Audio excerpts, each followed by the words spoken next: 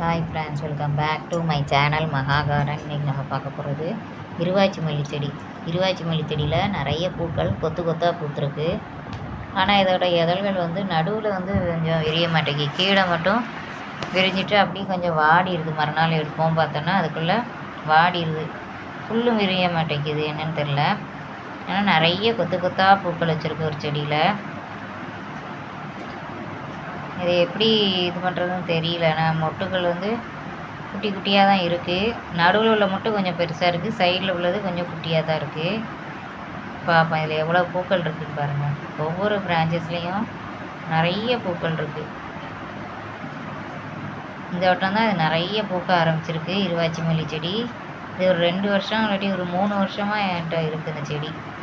இன்னொரு இருவாச்சி மல்லி செடியும் இருக்குது, அதில் வெட்டி விட்ருக்கேன். கொஞ்சம் செடி வந்து வளர்ச்சி கொஞ்சம் கம்மியான மாதிரி இருக்குது. அதாவது இலைகள்லாம் ஒரு மாதிரி நறுங்கி போன மாதிரி இருக்குது, அதனால் வெட்டி விட்ருக்கேன். அதுலேயும் 1-2 மொட்டுகள் இருக்குது. ஆனால் இந்த அளவுக்கு இந்த செடி மாதிரி இல்லை. இந்த செடி வந்து நிறைய மொட்டுகள் இருக்குது பாருங்கள், பார்த்தாலே தெரியும். ஒவ்வொரு இதுலேயுமே நிறைய மொட்டுகள் வச்சுருக்கு. பரவாயில்ல, இந்த தடவை வந்து இருவாச்சி மல்லி ஓரளவுக்கு நல்ல அறுவடை கொடுக்குது. பாருங்கள், கொஞ்சம் அப்படியே பூக்கள் வந்து கொஞ்சம் மொட்டாவே பறிச்சிட்டேன்.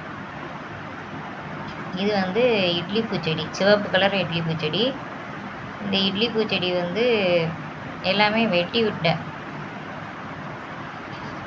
இதுவுமே இலைகள் வந்து கொஞ்சம் பச்சை, அதாவது வெளிர் பச்சையில் தான் இருக்குது. சத்து காணாத இல்லாட்டி என்னென்னு தெரியல.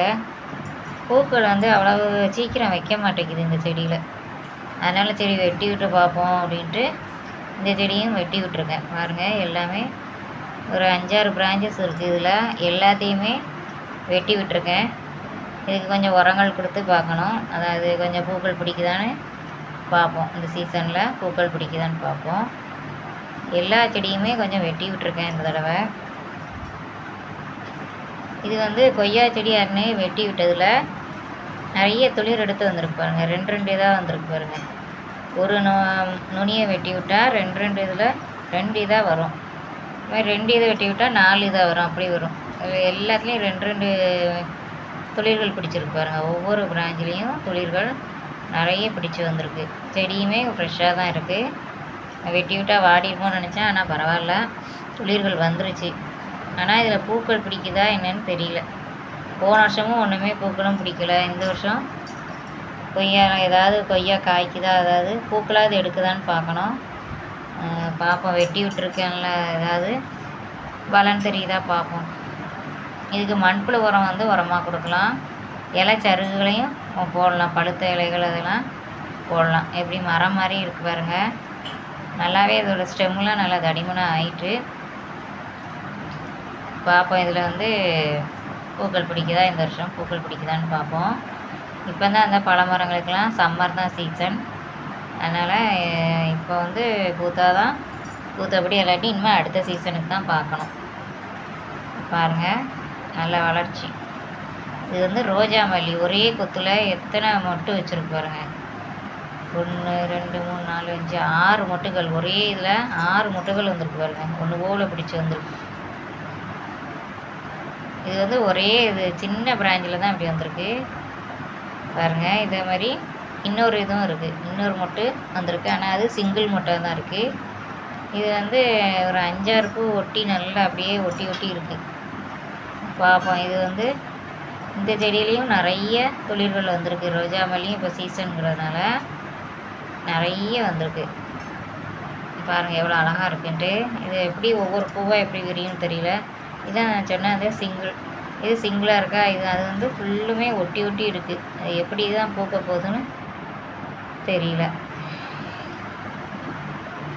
இது லைட் பிங்க் இட்லி பூ. இதில் வந்து நிறைய துளிர்கள் வந்திருக்கு. இப்போ மேலே பாருங்கள், அப்படியே 2 கவராக பிரிஞ்சு நிறைய வந்திருக்கு. கீழே இந்த அடுத்த இதில் பிரான்ச்லேயும் அடியில் ஒரு புது கிளை பிடிச்சி வந்திருக்கு. பார்ப்போம் இதில் பூக்களை இப்போ வைக்குதுன்னு தெரியல. ஆனால் நல்ல செடி வந்து நல்லா ஹைட் ஆகிட்டு, நல்லா பெருசாகிட்டு. பார்ப்போம் இதில் வந்து இந்த வருஷம் பூக்கள் பூக்குதான்னு பார்ப்போம். இது ஏற்கனவே பூத்துட்டு தான் இருந்தது வாங்கின புதுசில். வெயில் காணாதனால பூக்க ஆரம்பிக்கலை. இப்போ கொஞ்சம் வெயில் படுறதுனால கொஞ்சம் துளிர்களும் எடுத்து வருது. பார்ப்போம். இதில் வந்து மொட்டுக்கள் பிடிக்குதா என்னன்ட்டு பார்ப்போம். ஒன்றுமே வைக்க இடம் இல்லாமல் இடம் அப்படியே ஒட்டி ஒட்டி தூக்கி வச்சுருக்கேன். பார்ப்போம். புடலங்காய் விதையும் போட்டிருக்கேன். வருதா என்னன்னு பார்ப்போம். 4 விதை போட்டிருக்கேன். ஒரு விதையாவது முளைச்சி வருதான்ட்டு பார்ப்போம். இது எலுமிச்சை. இது எலுமிச்சையும் நல்ல செடியை வந்து மொட்டை அடித்து விட்டாச்சு. ஃபுல்லாக நல்ல ஒட்டை வெட்டி விட்டாச்சு. நிறைய துளிர்கள் வச்சு நிறைய பிரான்ச்சஸ் நல்லா பச்சை பச்சேன்னு இருந்தது. இப்போ அவ்வளோத்தையும் வெட்டி விட்டதுனால இப்போ கொஞ்சம் பார்க்க ஒரு மாதிரியாக இருக்குது. சரி, இந்த வருஷமாவது இதில் பூக்கள் பூக்குதா என்னன்ட்டு பார்ப்போம். நேற்று தான் அவ்வளோத்தையும் வெட்டி விட்டு இலைகள்லாம் தூர தூக்கி போட்டேன். நிறைய இருந்தது, ஒரு கைக்கு இருந்தது, ஃபுல்லாக இருந்தது. பாருங்கள், இது வந்து ஸ்டெம்முலாம் பெருசாக தான் இருக்குது. ஆனால் 5 வருஷம் ஆச்சு இதை வச்சு. இந்த வருஷமாவது பூக்கள் பூக்குதா காய்கள் பிடிக்குதான்னு தெரியல. இதுக்கு நம்ம வந்து எல்லா உரங்களும் மூடாக்கும் போட்டு விட்ருக்கு. எல்லா உரங்களும் மற்ற செடிக்கு கொடுக்குற மாதிரி கொடுக்க தான் செய்கிறோம். ஆனால் இது வந்து பூக்கள் பிடிக்க மாட்டேங்குது, என்னன்னு தெரில. இதுக்கு வந்து காய்கள் எடுக்க என்ன செய்யணுன்ட்டு கமெண்ட்டில் போடுங்க.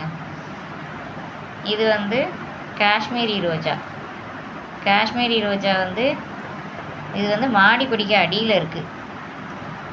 அதான் கொஞ்சம் நிழலும் வெயிலுமா தெரியுது. படிக்க அடியில் இருக்கிறதுனால அப்படி தெரியுது. இரும்பு படிக்க அடியில் இருக்குது. பாருங்கள், இதில் நிறைய மொட்டுகள் வச்சுருக்கு. 4-5 மொட்டுகள் வச்சுருக்கு. சரியாக தெரியுதான்னு தெரில. கொஞ்சம் செடியை வெளியில் இழுத்து வச்சுட்டு வீடியோ எடுத்துருக்கணும். நான் அப்படியே அடியிலேயே வச்சு எடுத்துட்டேன். பாருங்கள், இது மொட்டுகள் தெரியுதா பாருங்கள்.